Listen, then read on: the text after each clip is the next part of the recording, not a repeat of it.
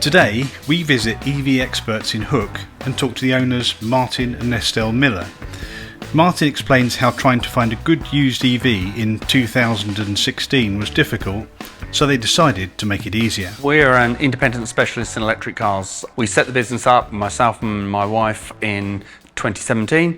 In 2016, we're looking to buy an EV, found that the traditional dealership network wasn't necessarily set up and structurally right for selling EVs.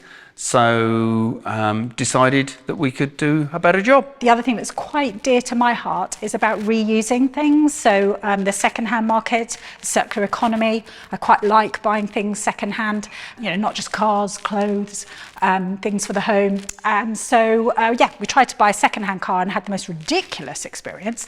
So decided to set up our own business, because unless there's a really good second-hand market for these cars, then that's going to be a barrier for people making the switch, I felt. And here we are. We now have two sites, one in Hampshire, where we are today in Hook, and the other is in Guildford in Surrey, which actually I run. Do you have any plans to extend that in the future?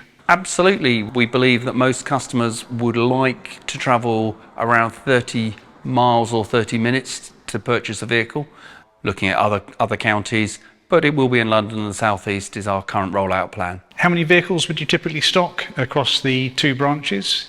We try to have about 50 cars in stock. I think sort of 20 to 25 on each site is an ideal number. It's enough to see what's out there, cover all the different models and the manufacturers, but not so many that it's a bit overwhelming. You always have some in prep and some that are sale agreed.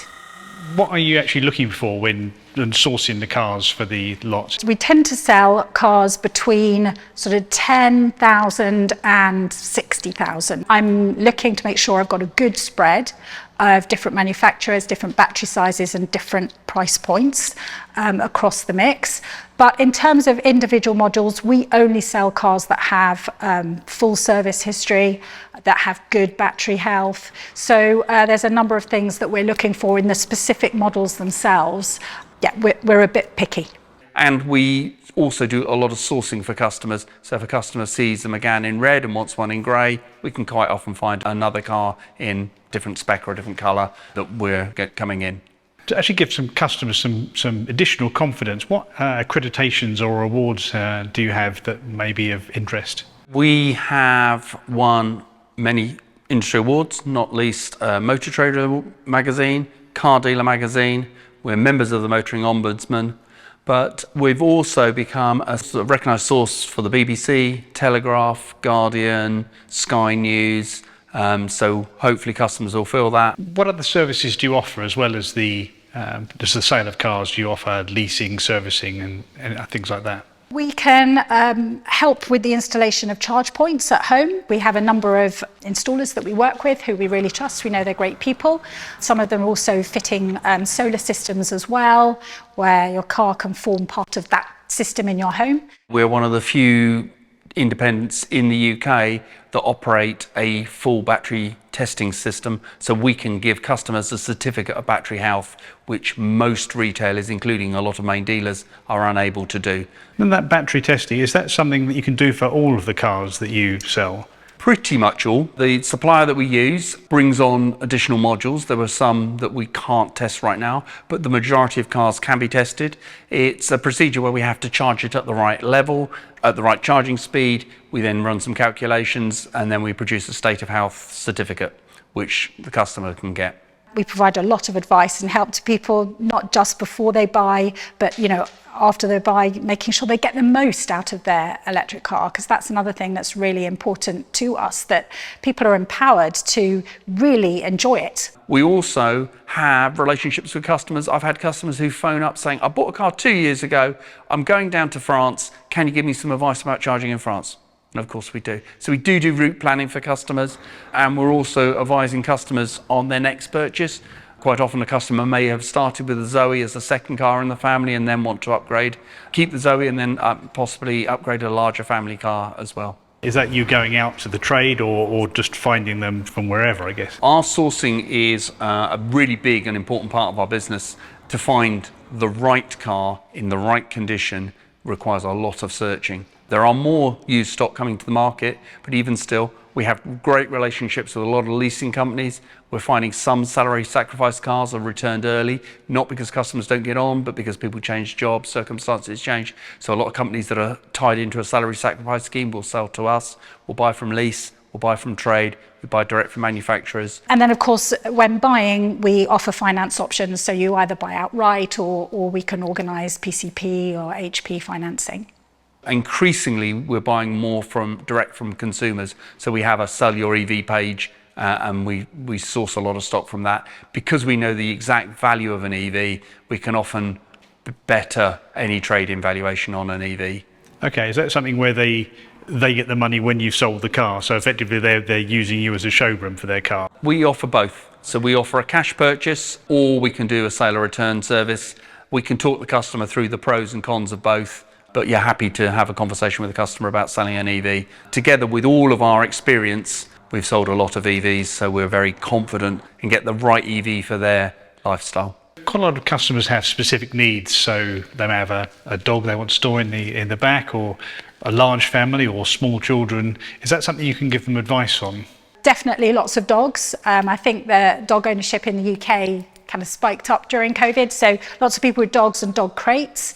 Yes, children wanting to fit perhaps 3 car seats next to each other on a back seat.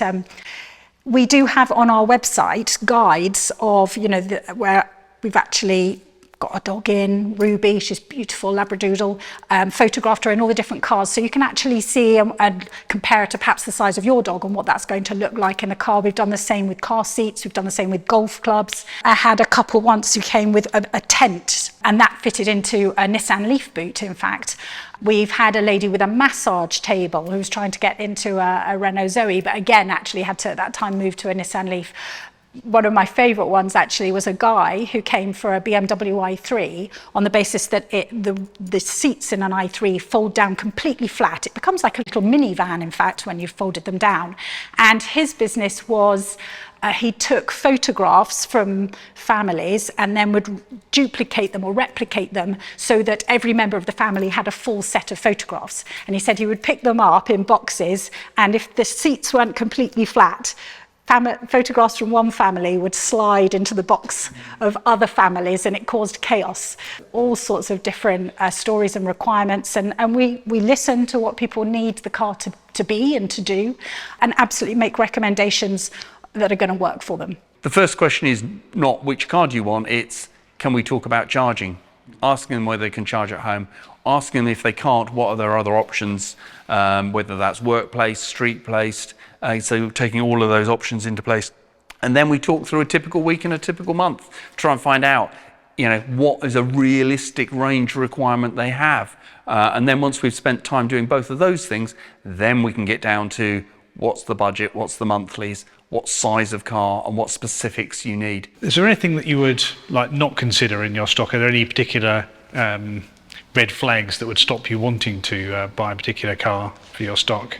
There are some brands that we don't stock. We are currently not stocking MG or Vauxhall, and that's mainly because of difficulties in getting repair or warranty work done in a time frame that I think is acceptable, getting the parts that they need, getting enough trained technicians in place, and then coupled with that, they're new models. A new model, it doesn't matter whether it's an electric car or an ICE, something that is literally brand new. I don't mean, just developed and released, is always going to have a higher level of perhaps recall or work needed on it. So as opposed to something that's a tried and tested model that's been around for quite some time.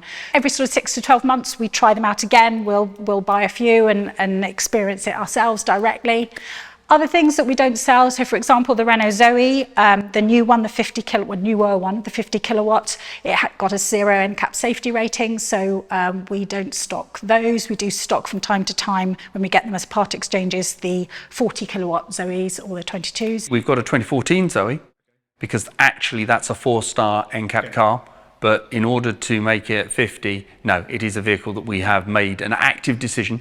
Everyone in the business who's customer facing, we all drive a different EV at night. So if a car comes into stock, it gets driven at least 24 hours by a member of the team who knows the cars anyway. So it has a really good road test.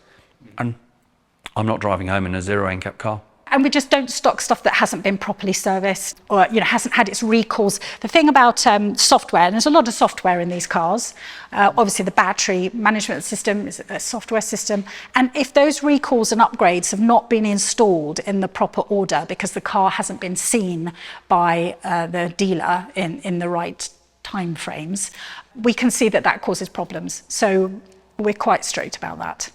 How about if people were unsure about whether to go for new or nearly new? Is that something you'll often get coming in, questions like that?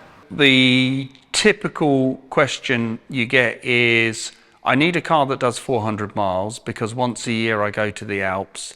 I need a car that's under £20,000, and I need something which at Christmas we have 7 people coming over and therefore we need a car. And the answer is you can't square all of that in one solution. So it's about unpicking what their real requirements are. And there are times when budget and whatever, where we say there isn't an EV yet for you yet. And when we started back in 2017, where the typical range was less than 100 miles on an EV, but now we're finding with something like, as an example, an e-Niro, which is around £20,000, does 240 miles real world range, is a reasonable sized car. For a lot of people, that can be the sort of car that really does work for them. So there is a lot more choice out there, and we can answer at least 80-90% of the people who want to buy a car. There is a solution out there amongst all of the brands that we hold in stock. Join us next time when Estelle explains how they help new potential EV owners to get the idea of a car, similar to the EV experience that was based in Milton Keynes. There are still some ways to experience cars. So, for example, some of the brands that don't have high street stores like Genesis were doing this. They run little experience days, if you like, with their different models, and we've been on a couple of those with different brands, and they're good fun.